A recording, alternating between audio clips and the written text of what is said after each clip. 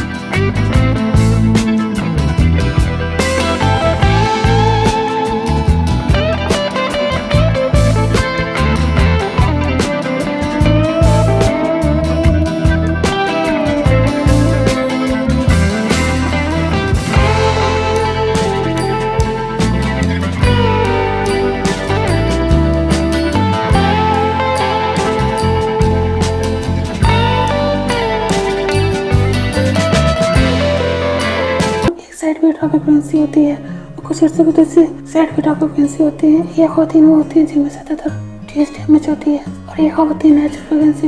आखिर में मेरी आप दोस्तों से रिक्वेस्ट है कि प्लीज मेरे चैनल शिवाजी मिसाइल को लाइक करें, सब्सक्राइब करें और इसके लिंक को अपने फेसबुक के फ्रेंड्स में, व्हाट्सएप के फ्रेंड्स में, इंस्टाग्राम पे शेयर करें ताकि ज्यादा से ज्यादा लोगों तक मेरी वीडियो पहुंच सके। अब मुझे इजाजत दीजिए, अपना बहुत ज्यादा ख्याल रखिएगा, प्लीज वो भी मुझे याद रखिएगा। ओके, अल्लाह हाफिज।